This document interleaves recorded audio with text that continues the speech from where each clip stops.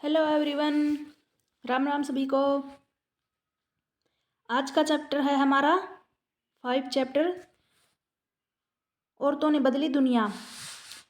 मैं बता दूं कि 7th क्लास की जो पॉलिटिकल साइंस है वो हमने स्टार्ट कर रखी है और उसके अंदर 5 चैप्टर है, पांचवा, जिसमें हम औरतों ने बदली दुनिया यानी कि औरतों के, महिलाओं के बारे में, उनके जीवन के बारे में, उन्होंने किस प्रकार से जो है अपने स्ट्रगल किए हैं अपनी लाइफ में और पढ़ाई की है।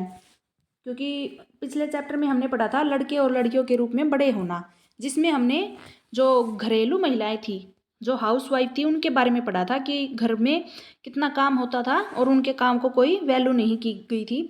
और आज के चैप्टर में हमने पढ़ना है औरतों ने किस प्रकार से बदली थी दुनिया। चलिए, वीडियो को स्टार्ट करने से पहले मैं आप सभी से रिक्वेस्ट करना चाहूँगी कि वीडियो को पूरा देखना। वीडियो अच्छी लगे तो वीडियो को लाइक कर देना और चैनल को सब्सक्राइब कर लेना। जिन बच्चों को लग रहा है कि प्लेलिस्ट नहीं है तो मेरे चैनल में जो है ओपन करोगे तो प्लेलिस्ट के ऑप्शन में जाओगे। मैंने तीनों प्लेलिस्ट बना रखी हैं, पॉलिटिकल की, हिस्ट्री की और ज्योग्राफी की, जिसमें मैंने 6 क्लास की हिस्ट्री, पॉलिटिकल, ज्योग्राफी कंप्लीट करा के और नंबर वाइज प्लेलिस्ट के अंदर डाल रखी है। और फिर हम ये जो है अभी 7th क्लास की पॉलिटिकल साइंस मैंने स्टार्ट करवा रखी है। उसके बाद मैं हो सकेगा तो 8 क्लास की लगातार पॉलिटिकल साइंस ही कंप्लीट करवाऊंगी, 6, 7, 8 की। फिर 9th हो सकेगा तो उसके बाद मैं हिस्ट्री और फिर ज्योग्राफी कंप्लीट करवाऊंगी। तो और सभी को प्लेलिस्ट के अंदर डाल दूंगी। आप प्लेलिस्ट ओपन करके देखोगे तो नंबर वाइज आपको सभी क्लासेस मिल जाएंगी। देखिए, पिछले अध्याय में हमने क्या पढ़ा था? महिलाओं के द्वारा किया जाने वाला घर का काम, यानी कि हाउस वाइफ जो घर का काम करती हैं उनके काम को जो है काम नहीं मानते थे, यानी कि कोई वैल्यू नहीं थी उनके काम की। हमने ये भी पढ़ा था कि घरेलू काम और परिवार के सदस्यों की देखभाल करना, पूरे टाइम का काम, यानी कि पूरे समय का, दिन से लेकर शाम तक कोई काम लगातार चलते रहता है, वो था हाउस वाइफ का काम, अभी भी है। इस कार्य को प्रारंभ और समाप्त करने का कोई भी निश्चित टाइम नहीं होता था। इस अध्याय में हम घर के बाहर के कामों को देखेंगे और समझेंगे कि कुछ व्यवसाय महिलाओं की अपेक्षा पुरुषों के लिए अधिक उपयुक्त समझे जाते हैं। हम यह भी ज्ञात करेंगे कि समानता प्राप्त करने के लिए स्त्रियों ने कैसे संघर्ष किए थे, किस प्रकार के संघर्ष किए हैं स्त्रियों ने पहले और आज भी। शिक्षा प्राप्त करना एक ऐसा तरीका है जिससे महिलाओं के लिए नए अवसर निर्मित किए जा सकते हैं। साथ ही इस अध्याय में हम हाल के वर्षों में, यानी कुछ ही समय पहले के वर्षों में, महिला आंदोलनों द्वारा भेदभाव को चुनौती देने वाले किए जाने वाले विभिन्न प्रकार के प्रयत्नों के बारे में भी आप जो है संक्षेप में, यानी कि डिटेल में पढ़ेंगे। आज के हर चैप्टर में हम महिलाओं के बारे में ज़्यादातर ही जानेंगे। महिलाएं किस प्रकार से, ये देखो, महिलाओं को खेत में काम करते हुए दिखाया गया है। और कुछ इंपॉर्टेंट जो है पॉइंट्स जहाँ पर क्वेश्चन निकल के आता है सीटेट में, डिटेल में पूछ लेते हैं। कोई भी डिटेल देंगे और जो है ऑप्शन दे देंगे कि किसके बारे में है। तो आप सभी को छोटी छोटी बारीक बारीक लाइनें पता होनी चाहिए। भारत में 83.6% महिलाएं क्या है, खेतों में काम करती हैं। उनके कामों में पौधारोपण, खरपतवार निकालना, फसल काटना, कुटाई करना शामिल है। फिर भी जब हम किसान के बारे में सोचते हैं तो हम एक पुरुष के बारे में सोचते हैं।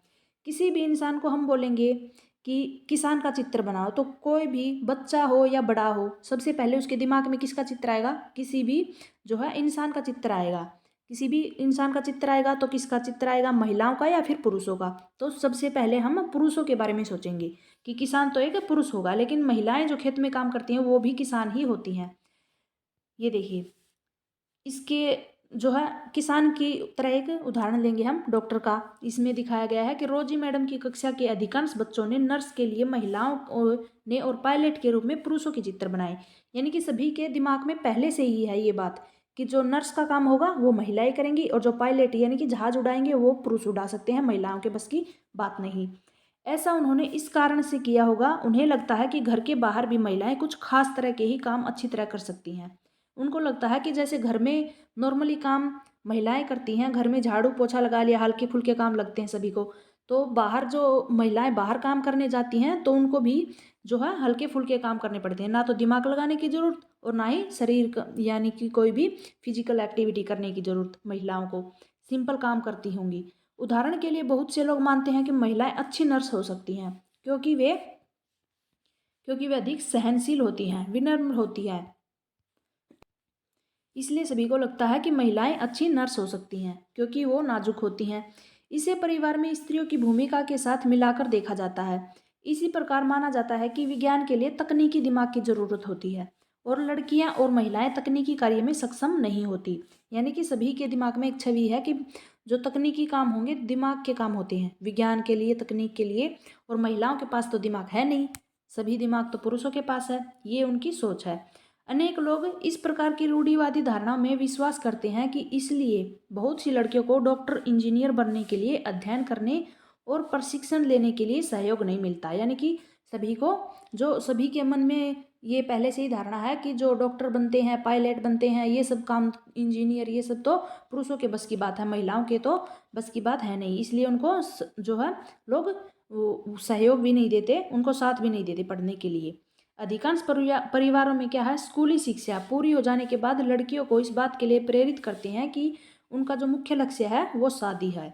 उनको जो है फोर्स करते हैं लड़कियों को कि आपका काम है कि शादी करना, सबसे मेन काम, तो घरेलू काम ज़्यादा सिखाने पर जोर देते हैं। यह समझना आवश्यक है कि हम ऐसे समाज में रहते हैं जहाँ पर सभी बच्चों को अपने चारों ओर की दुनिया के दबाव का सामना करना पड़ता है। मेरी लाइफ में ऐसा हुआ है कि मैं अपने अनुभव से भी बता सकती हूँ क्योंकि मैं महिला हूँ, एक हाउसवाइफ भी हूँ फिलहाल, पढ़ाई भी कर रही हूँ, लेकिन जो है पीछे मैं जो करना चाहती थी वो जो है मेरे घर में मुझे सपोर्ट नहीं मिला, इसलिए मुझे पता है। कभी यह दबाव बड़ों की अपेक्षाओं के रूप में होता है तो कभी यह हमारे अपने मित्रों और गलत तरीके से चिढ़ाने के कारण भी पैदा हो जाते हैं। लड़कों पर ऐसी नौकरी प्राप्त करने के लिए दबाव दिया जाता है जिसमें अधिक वेतन मिलता है। लड़कों को भी जो है उनको ज़्यादा वेतन मिलने वाली नौकरी के ऊपर दबाव देते हैं। घर वाले ही होते हैं सबसे ज़्यादा, तो बाहर वालों से क्या फ़र्क पड़ेगा। यदि वे दूसरे लड़कों की तरह व्यवहार नहीं करते तो उन्हें चिढ़ाया जाता है और धौंस दी जाती है। आपको याद होगा कि कक्षा 6 की पुस्तक में आपने पढ़ा था कि लड़कों को बचपन से ही दूसरों के सामने रोने से चिढ़ाया जाता है। यानी कि क्लास 6 में हमने पढ़ा था। और रियल लाइफ में से भी रिलेट करके देखो, घर में एक लड़का होगा, एक लड़की होगी, लड़का गिर गया और रोने लग गया तो लड़कों को सीधे बोलेंगे कि लड़कियों की तरह रो रहा है। यानी कि लड़कों को बचपन से सिखा देते हैं कि रोना धोना, कमज़ोर होना लड़कियों की निशानी है, लड़कों की नहीं। ये क्या है, हमारी रूढ़िवादी सोच का एक एग्जाम्पल है। ये बीच में एक एग्जाम्पल है, ये देखिए रूढ़िवादियों को किस तरह से तोड़ा था एक महिला ने, उसके बारे में पढ़ते हैं। रेल का इंजन कौन है, आदमी चलाते हैं, लेकिन झारखंड की एक गरीब आदिवासी परिवार की 27 वर्षीय महिला लक्ष्मी लाकरा ने इसे धारा का रुख बदल दिया था। उत्तरी रेलवे का पहली महिला इंजन चालक है। उत्तरी रेलवे की पहली महिला इंजन चालक कौन बनी थी, अपनी लक्ष्मी लाकरा। आगे देखिए, लक्ष्मी के माता पिता पढ़े लिखे नहीं हैं पर उन्हें अपने बच्चों को पढ़ाने के लिए बहुत संघर्ष किया। लक्ष्मी की शिक्षा एक सरकारी स्कूल में हुई थी और स्कूल में पढ़ने के साथ साथ लक्ष्मी घर के काम और अन्य जिम्मेदारियों में भी हाथ बटाती रही थी।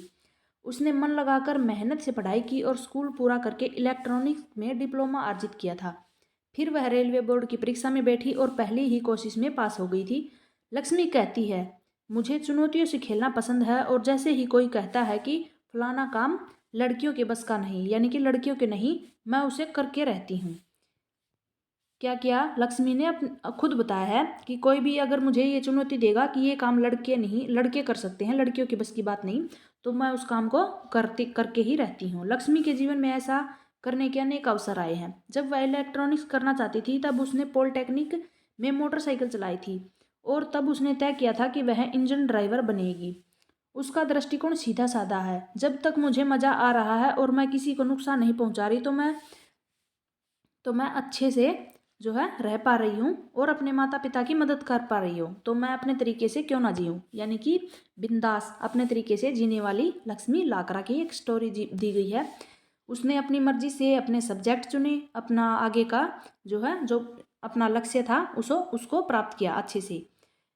दुनिया से कोई मतलब नहीं, अपनी ज़िंदगी जीवो अच्छे से, जो करना है वो करो। परिवर्तन के लिए सीखना, स्कूल जाना आपके जीवन का बहुत महत्वपूर्ण हिस्सा है। जैसे जैसे स्कूलों में हर साल अधिकाधिक संख्या में बच्चे प्रवेश ले रहे हैं, हम सोचने लगे कि सब बच्चों के लिए स्कूल जाना एक जनसाधारण सी बात है। और आज हमारे लिए यह कल्पना करना कठिन है कि कुछ बच्चों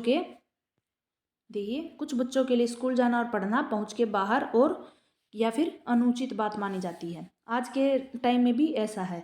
परंतु अतीत में लिखना पढ़ना जो है कुछ लोग ही जानते थे। अधिकांश बच्चे वही काम सीखते थे जो उनके परिवार में होता और उनके बुजुर्ग करते थे।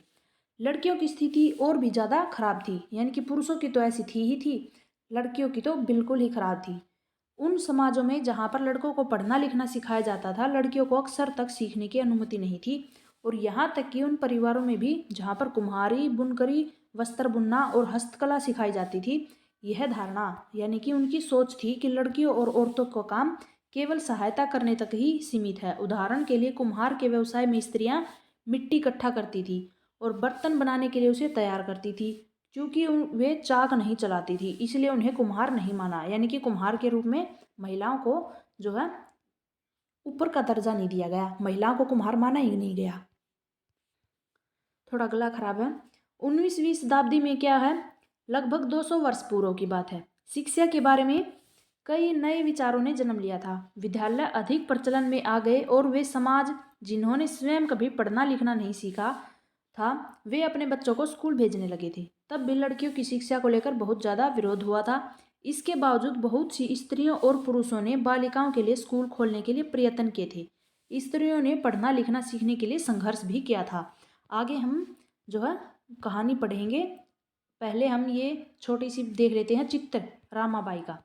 ये है रमाबाई और ये है इनकी एक ये बेटी है इनकी और ये रमाबाई खुद है। अब इनके बारे में आप पढ़ लेना। रमाबाई क्या है, अपनी बेटी के साथ है। महिला शिक्षा की ये योद्धा स्वयं कभी स्कूल नहीं गई थी, परंतु अपने माता पिता से उन्होंने पढ़ना लिखना सीख लिया था। उन्हें पंडिता की उपाधि दी गई। अब ये देखना, ये क्वेश्चन आपसे पूछा गया है, कई बार पूछा गया है। पंडिता की उपाधि किसको दी गई और क्यों दी गई थी? पंडिता की उपाधि रमाबाई को दी गई थी और क्यों दी गई? क्योंकि वो संस्कृत पढ़ना लिखना जानती थी।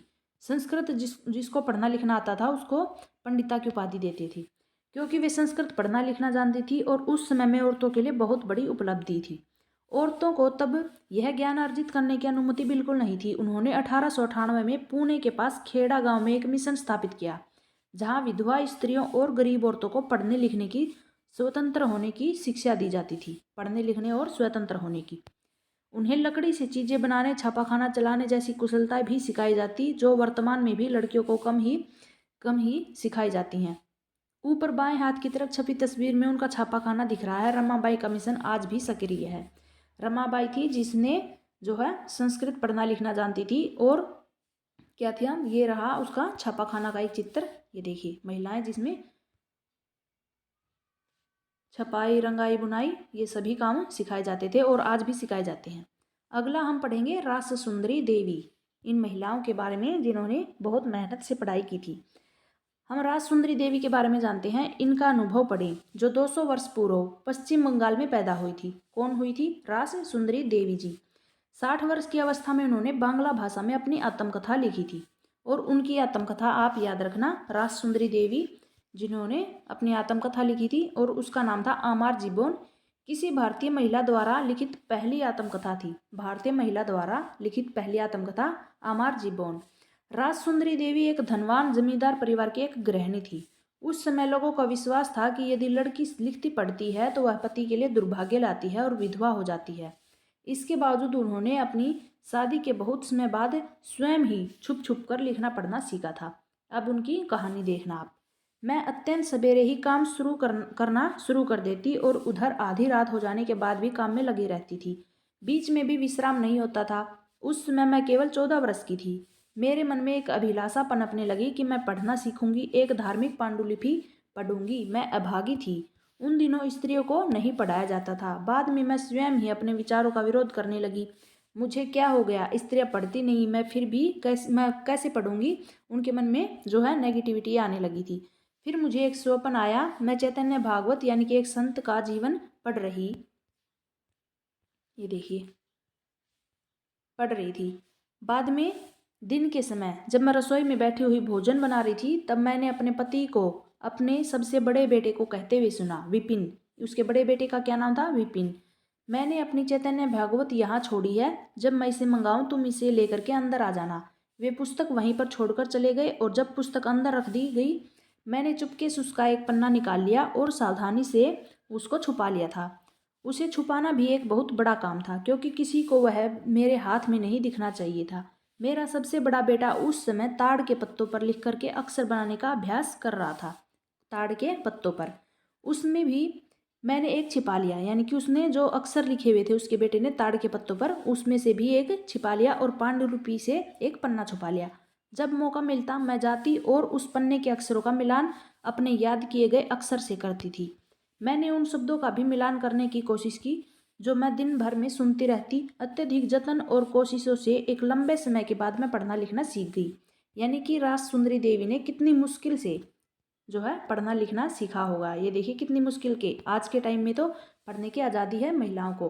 रास सुंदरी देवी के अक्षर ज्ञान ने उन्हें चैतन्य भागवत पढ़ने का अवसर दिया और स्वयं अपने लेखन से उन्होंने संसार को उस समय की स्त्रियों के जीवन के बारे में जानने का एक अवसर दिया था। रास सुंदरी देवी ने अपने दैनिक जीवन के अनुभव को विस्तार से लिखा और ऐसे भी दिन होते हैं जब उन्हें दिन भर में क्षण भर का भी विश्राम नहीं मिलता था। इतना समय भी नहीं कि वे जरा बैठकर कुछ खा ले।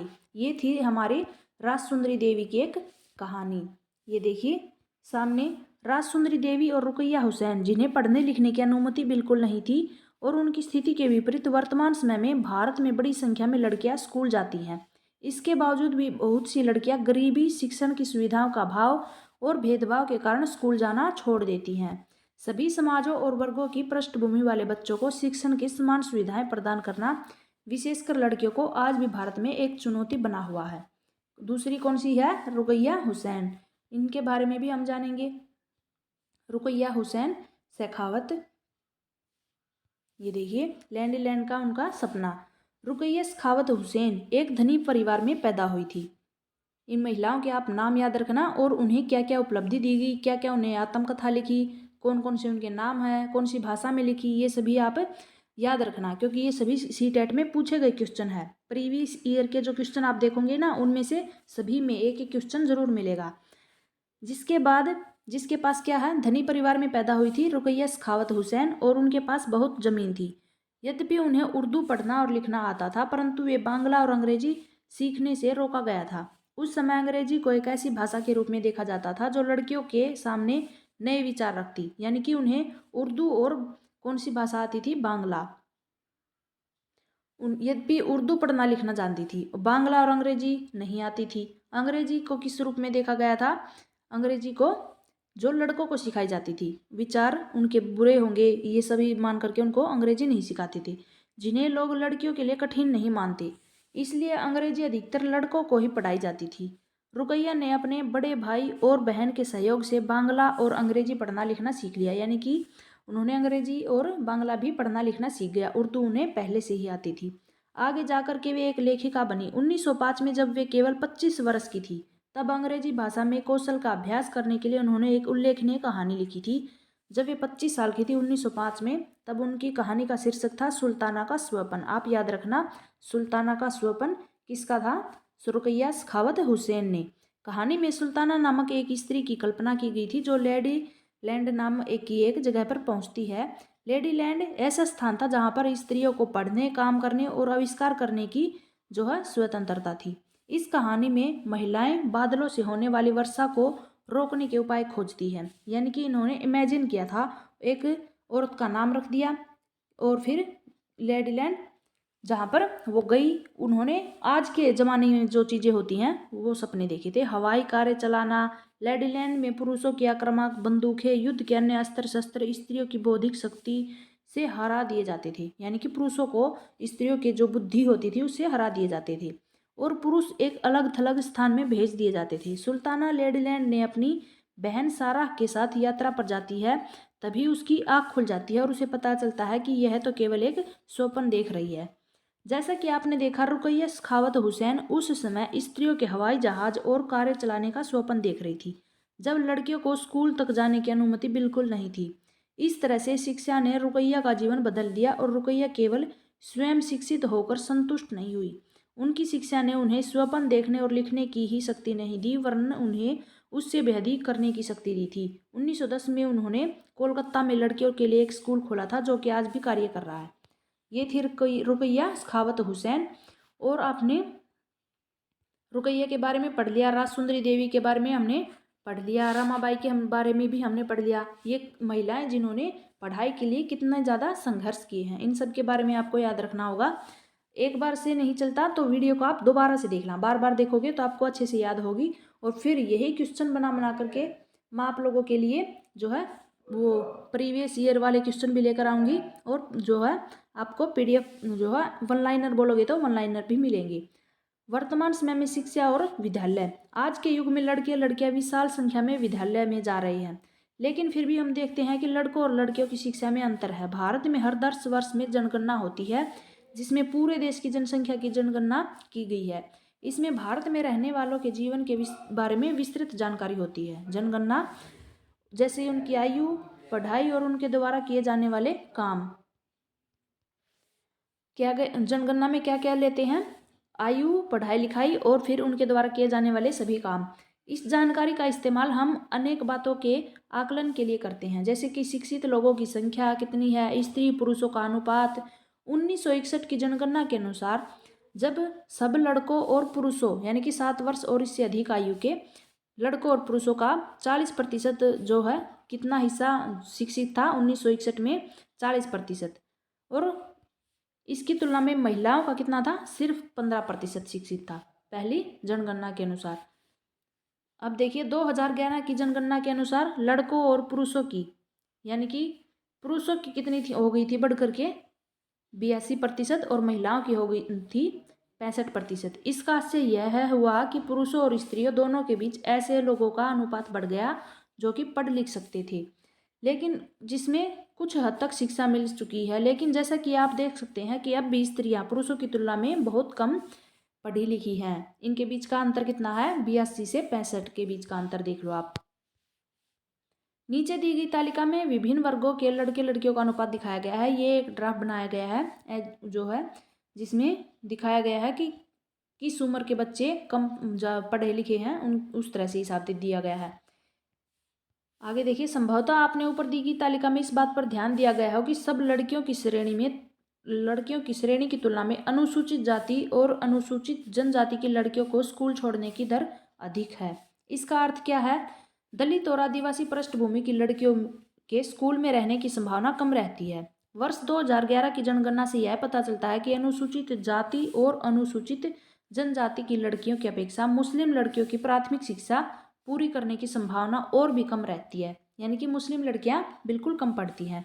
मुस्लिम लड़कियां स्कूल में लगभग 3 वर्ष ही रह पाती हैं, जबकि अन्य समुदायों की लड़कियां स्कूल में 4 वर्ष का समय बिता पाती हैं। दलित, आदिवासी और मुस्लिम वर्ग के बच्चों के स्कूल छोड़ने के अनेक कारण होते हैं। देश के अनेक भागों में, विशेष करके ग्रामीण क्षेत्रों में, गरीबी क्षेत्रों में नियमित रूप से पढ़ाने के लिए न तो उचित स्कूल है और न ही उचित शिक्षक। यदि विद्यालय घर के पास न हो तो ले जाने लाने के लिए भी किसी साधन जैसे कि बस, वैन आदि की व्यवस्था न हो तो अभिभावक लड़कियों को स्कूल नहीं भेजना चाहते। कुछ परिवार अत्यंत गरीब होने के कारण अपने सब बच्चों को पढ़ाने का खर्चा नहीं उठा पाते और ऐसी स्थिति में लड़कों को प्राथमिकता मिलती है।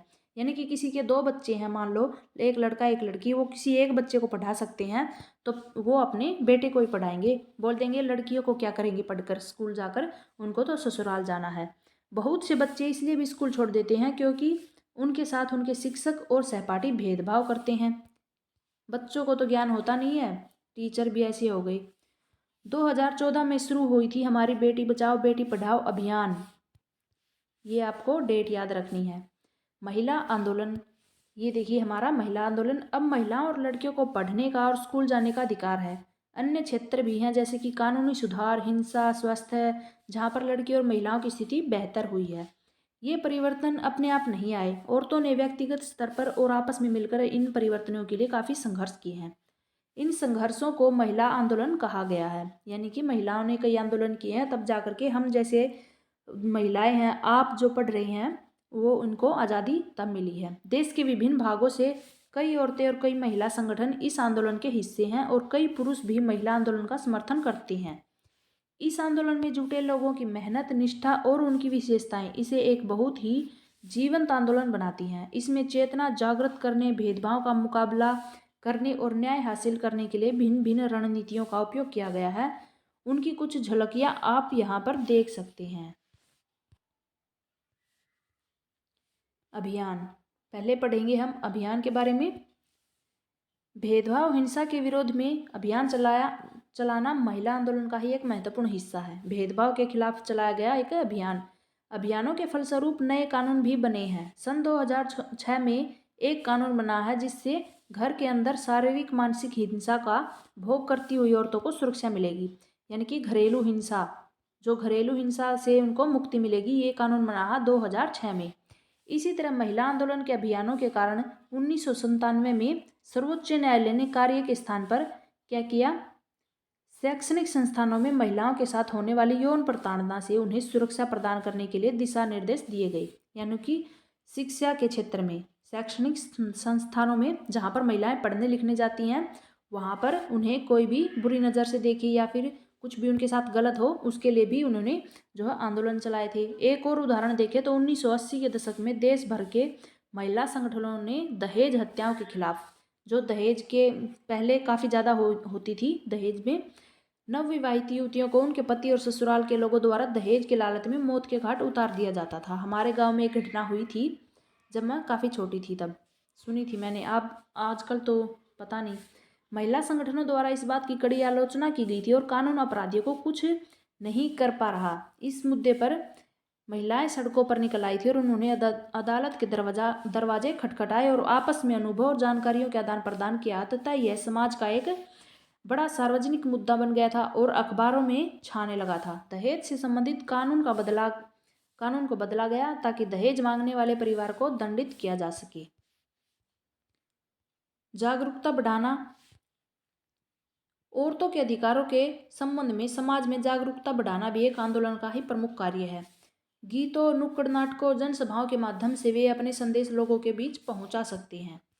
लोगों और महिलाओं को जागरूक करना, विरोध करना, यानी कि किसी भी गलत चीज़ का विरोध करना। जब महिलाओं के हितों का उल्लंघन होता है, जैसे कि कानून अथवा नीति द्वारा, तो महिला आंदोलन ऐसे उल्लंघनों के खिलाफ आवाज़ उठाती हैं और लोगों का ध्यान खींचने के लिए रैलियां, प्रदर्शन और बहुत से असरकार तरीके हैं। यानी कि महिलाएं रैलियां करती हैं। यहाँ पर आपको चित्र दिखाए गए हैं हर जगह, हर चीज़ के। बंधुत्व व्यक्त करना, ये देखिए, न्याय के अन्य मुद्दों व औरतों के साथ बंधुत्व व्यक्त करना भी महिला आंदोलन का ही एक हिस्सा है। 8 मार्च अंतर्राष्ट्रीय महिला दिवस को दुनिया भर की औरतों ने अपने संघर्षों को ताज़ा करने और जश्न मनाने के लिए इकट्ठी होती हैं। ये देखिए, 8 मार्च को महिला दिवस मनाया जाता है, अंतर्राष्ट्रीय महिला दिवस। ये एक चित्र दिया गया है और यहाँ पर देखिए आप, हर साल 14 अगस्त को वाघा में क्या है, भारत पाकिस्तान की सीमा पर हजारों लोग इकट्ठा होते हैं और एक सांस्कृतिक कार्यक्रम आयोजित करते हैं। ऊपर की तस्वीर में भारत पाकिस्तान के लोगों के बीच बंधुत्व प्रदर्शित करते हुए औरतें जलती हुई मोमबत्तियां उठा रही हैं। ये देखिए आप, भारत पाकिस्तान के बीच बंधुत्व समाप्त करने के लिए, व्यक्त करने के लिए, सॉरी। और यहाँ पर भी एक आंदोलन का चित्र दिया गया है जहाँ पर महिलाएं, ये देखिए, ऊपर हाथ करके खड़ी हुई हैं। तो महिलाओं ने किस तरह से आंदोलन किए हैं, क्या क्या किए हैं, इन सब के बारे में हमने पढ़ा। ये हमारे रूढ़िवादी कुछ शब्द हैं। ये देखिए, रूढ़िवादी शब्द है धारणा। इसका क्या मतलब है? जब हम विश्वास करने लगे कि किसी विशेष धार्मिक, आर्थिक, क्षेत्रीय समूह में लोगों की कुछ निश्चित सोच है, यानी कि उन्होंने सोच लिया है कि ये कार्य तो महिला कर सकती है या फिर ये कार्य पुरुष कर सकता है, और सबके मन में बैठ गई है ये बात। तो जो बात वो पहले से ही सोच के रखते हैं अपने मन में किसी भी क्षेत्र के बारे में, तो उनकी खास विशेषता होती है और ये वे केवल खास प्रकार का ही कार्य कर सकती हैं। तब ये रूढ़िवादी धारणाओं का जन्म होता है। जैसे इस पाठ में हमने देखा कि लड़के लड़कियों को अलग अलग विषय लेने के लिए कहा गया, कारण है उनकी रुचि न होकर उनका लड़का लड़की होना। रूढ़िवादी धारणाएं हमें लोगों को उनकी व्यक्तिगत विशिष्टताओं को उनके साथ देखने से रोकती हैं। यानी कि किसी भी महिला में कोई भी टैलेंट होगा तो लोग उसको एकांत कर देते हैं, उससे अलग कर देते हैं। वो देखेंगे कि ये महिला है।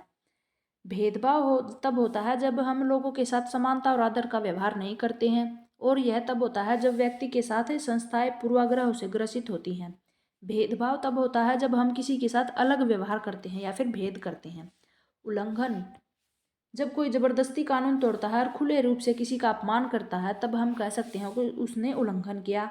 यौन प्रताड़ना, इसका आशय है कि औरत की इच्छा के विरुद्ध उसके साथ यौन से जुड़ी शारीरिक मौखिक हरकतें करने से है। वैसे तो आप इन सभी का बेसिक अर्थ जानते हैं। आज के चैप्टर में हमने पढ़ लिया कि महिलाओं ने कितने आंदोलन किए हैं, क्या क्या किया है, तब जा कर के हम आज लड़कियां इतने ऊपर जा सकी हैं, पढ़ सकी हैं।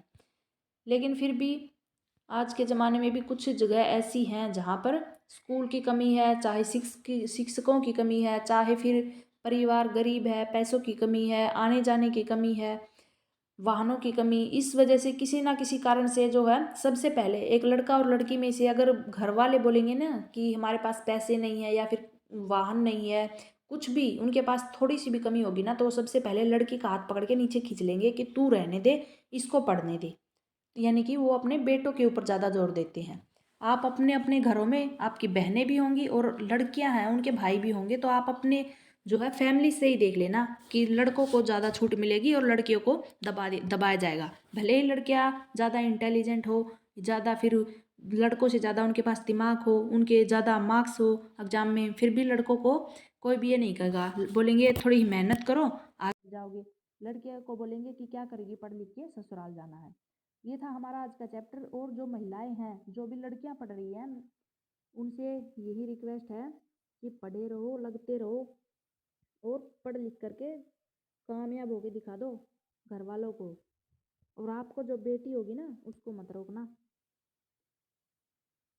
हम्म अगर वीडियो अच्छी लगी है तो लाइक करना, चैनल को सब्सक्राइब करना और सारी वीडियो देख करके मुझे सपोर्ट ज़रूर करना। अच्छे से कमेंट कर देना वीडियो अच्छी लगे तो। और अगर प्लेलिस्ट आपको समझ में ना आए तो कमेंट करके बता देना कि सब्जेक्ट वाइज अलग करनी है या फिर जो है, मैंने 6, 7 और 8 की पॉलिटिकल की अलग से प्लेलिस्ट बनाई है, जिसमें सारी पॉलिटिकल की क्लास होंगी, लेकिन सभी क्लासेज की होंगी। अगर आपको हो गया अलग अलग क्लास की बनानी है तो बता देना कमेंट करके कि क्लास वाइज बना दो, 6 की अलग, 7 की अलग अलग और 8 क्लास की अलग से मैं बना दूंगी।